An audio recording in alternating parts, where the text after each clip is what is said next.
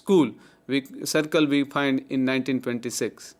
In 1940s, there is also a shift, means the school of formalism had to move thrice.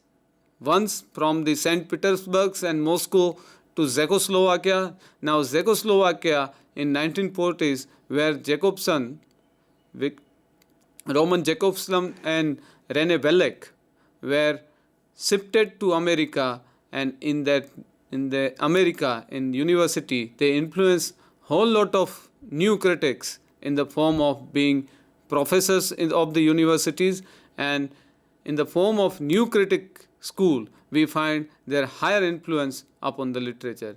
Now the question in the mind of the students would be there, sir, what is the difference between the new critic school and the formalism? Where the formalism was the initiative mode of 20th century criticism and theory, the new critic school followed the certain patterns of formalism and shifted it towards the new way of evaluating literature. As you can see on the screen, that Jacobson and Wellek enter into the American university, and due to that, during 1940s and 50s, new critics were highly influenced by them. Now, as being the pioneer of formalist school, they could not reject their own ideology of evaluating the text. But at the same time, both new critics and Russian formalist critics emphasize upon the practical criticism. Now the practical criticism, we have to be very much patient to find the basic difference between the practical criticism of the formalist critic, at the same time practical criticism of the new critics. Now one thing that happens, first of all, at the Clinth-Brook, at the time of evaluating Horatian Ode by Marvell, he realizes that functioning of literary device instead of human emotions are far more greater to evaluate the literature. Whereas new critics consider the literature as the form of human understanding and not the literary devices. Now, as I have told you that we have to be very much critical about find out the basic difference between the new critics and the formalists. The base of difference is that whereas formalists focus upon the literary device only, at the same time new critics are focusing upon the human expression and human emotion as well.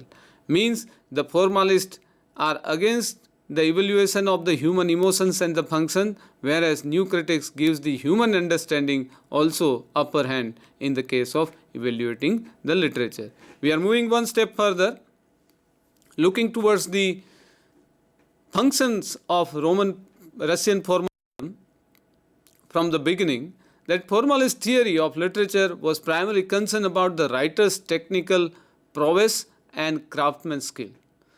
Now, as we have seen that where new critics gave the significance to human understanding, the formalist gave the technical devices and the craftsman skill of the writer the significance.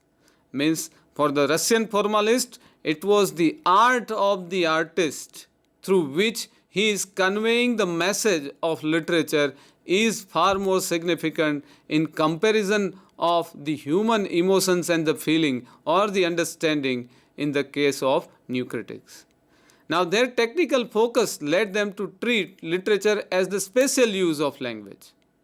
Means if you focus upon the writer's skill and the craftsman's skill, then you have to focus upon how the writer is producing his work of art. At the same time, your focus would be on the skill of projecting certain things through certain words. That is what Russian formalists in the initial stage focused upon. Means they were focusing upon, and their goal was that deviating and distorting practical usage of language. Means how the poet is deviating the common way of presenting the thing, how a writer is utilizing or distorting the similar way, as in Sanskrit it is called Vakrokti. The same such formalists are asking for the usage of the language, and their focus is also on the same such way of distorting use of language in the case of literature. Poetry as the quintessential use of language. Now, for them, poetry is not the spontaneous overflow of powerful feelings as your Russian humanist would focus upon, but here it is the quintessential use of language. Constructive factor of rhythm. You see, they are not concerned about that what is the feeling of the author when he is looking towards the daffodil. They are concerned about how the daffodil is rhyming with the different portion of the writing, and how the simple thing has been distorted and deviated from the perspective of the writer, and this writing is creating which amount of impact upon the reader. This distortion and deviation of the writer is the only concern of the Russian formalist. At the same time, for the symbolist poetry, it may be the expression of infinite or unseen reality. Means symbolist may see the flower as the unseen or unprecedented reality. Means, say for example, for romantic, the daffodil may rejuvenate the life. Means the projection of flower stands for the life, freshness and beauty of nature. But here, for the formalist, it is the differentiation that the writer brings in his writing is the significant. I repeat that whereas for the William Blake, tiger represents the eagerness of suppressed mind, a kind of revengeful mental attitude of the company workers. But here, in the mind of Russian formalist, it is just the differentiation of the words or the rhyming of the words that makes the writing a different work of art, and that affects and that creates its impact upon the reader's mind at the same time. In that way, we can say that for the Russian formalist, the work of art is nothing more than the differentiation that move away from the conventional way of writing. But whereas for the earlier theorists, be it the romantic humanist, it may be something expression of feeling, emotion and the wishes of the human mind, where you can see the beauty of the nature as the symbol of infinite, or you can say symbol of endless number of happiness in human life. But whereas for the Russian formalist, it's just the differentiation of the work of art that writer puts on the paper. Now on the next slide you can see that work of art by Shklovsky in his Art as the Technique. He says, I quote, art is a way of experiencing the artfulness of the object. Please student, focus upon this word, that experiencing the artfulness of the object, of an object. The object is not important, where I unquote, I have given the reference of the quotation as well that you can use in your answers as well, that in art as a technique, Shklovsky says that art is a way of experiencing the artfulness of the object. Means it's the artful way of the experience only that makes the art different from the other, not the object which is important. Whereas in the earlier poems of the romantic critics, for them the object used to be significant and they used to play the significant role as well. Boris Tomaszewski, in Evaluation of Defamiliarization in Swift's Gulliver's Travels. Students, I would take some time from your side that all of you must have studied Gulliver's Travel by one mean or the another. That what is the defamiliarization over there? That in the world of Lilliput, Gulliver says that I am a huge in size, but I have to bow down, I have to serve this Lilliput people, whereas in front of the huge giant people, He has to function like that. And at the time of being servant to the horses, which is somewhat derogatory for the humanity, the person says that we as a human are quarreling with each other on the various different issues. Now all these experiences, being with the huge, being with the Lilliputs, and being with the horses as a servant, brings the similar such experience of all of us in the different mode of literature. Means the same such talk that has been part of our life, everyday life, can be differently produced from the mouth of horse towards the human being and humans feeling towards the animal, and that makes the Gulliver's Travel different from the other works of art. At the same time, Victor Shklovsky himself evaluates Tristram Shandy by Laurence Sterne. Students, why I am focusing upon the work of art particularly? Because if you have the basic understanding of the literary work, either of them, either Gulliver's Travellers or Tristram Shandy, you would understood the theory very well before I move towards the anything else about the Russian formalism. In Tristram Shandy, as you have seen, that novel itself begins before the birth of the central character.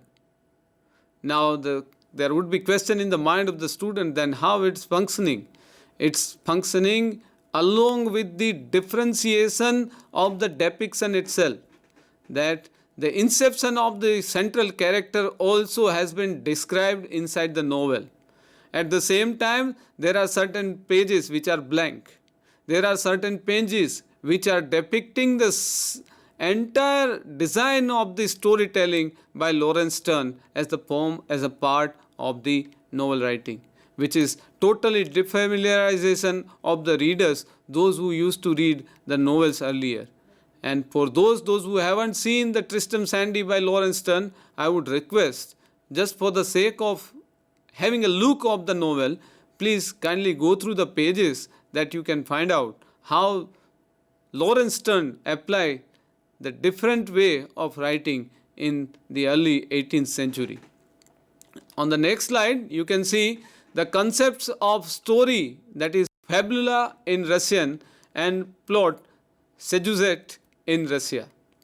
That basically the function or the evaluation of Russian formalism gives the primemost significance towards the difference between the story and the plot. Now let me give you the basic idea about what is story and what is plot. All of you must be having the basic concept or clarity about the story and the plot. But I would take my privilege, as I am dealing with the formalism, to give it in detail. Aristotle in his Poetics in chapter 6 talks about the plot, mythos, which stands for the arrangement of the incidents. Now Aristotle, as we all know, a Greek tragedian and theorist, the student of Plato, has the commanding position upon all the theories till 20th century. And one of my good teacher used to say that 80% of the contemporary theories are just the reflection of what Aristotle thought during those days.